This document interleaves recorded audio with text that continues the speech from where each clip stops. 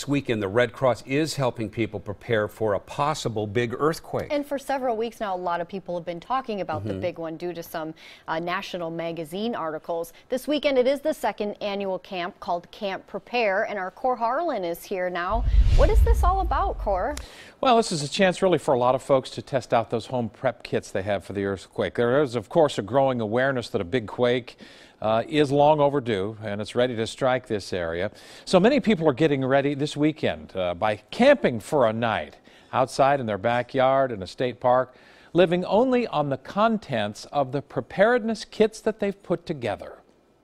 I could be self-sufficient. Ann Henderson will do her part for the Red Cross's Camp Prepare by living on her beach sunshade on the back porch of her Northeast Portland home this weekend. She is setting an example for the rest of us on how to prepare for the big quake. You know, I take it very seriously. I think it could happen. So she tells me putting together a backpack full of essentials to live on for critical days after a quake is second nature to her. She's been a camper and a backpacker for most of her life.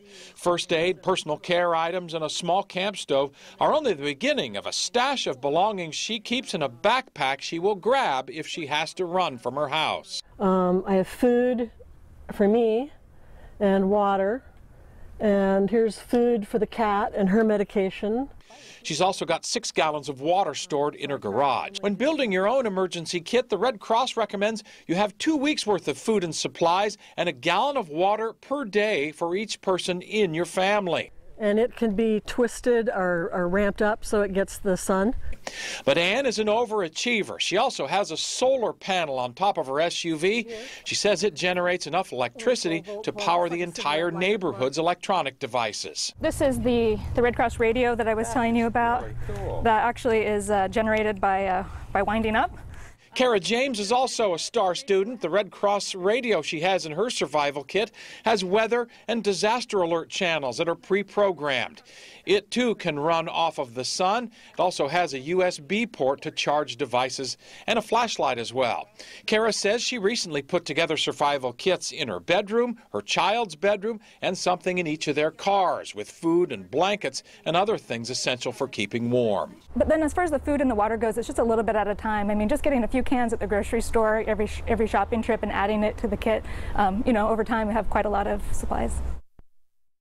Now this lady, Kara, here went out and mainly did a lot of this at once, but this is real easy to do when you're at the grocery store. Get little things a little bit at a time and sock them away.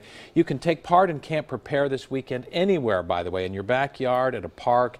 The idea is not so much that all this is in a single place, but it's the idea to get people to live without luxuries as if something had happened for a day or a night, and see what works, see what needs improving, and get ready for this quake that will happen eventually. And you know what's really going to matter in that are these devices like this. Right. If you can get them charged, and that's why she had that solar panel, because who knows, television, radio could be knocked off the air. Right. And people will be communicating through social media and other things like that. So charging devices like this becomes critical when we have earthquakes and things like that. And for her to have such a large piece on top of her car. That was pretty cool. It's pretty cool. She's got wires hanging out to an inverter in the back of the car. Yeah. I mean, she's ready. I'm going to find her neighborhood. Go be friends with her. I've got her address. I'll share it with you. All right. Big place to be. Thanks, Clark. Okay, and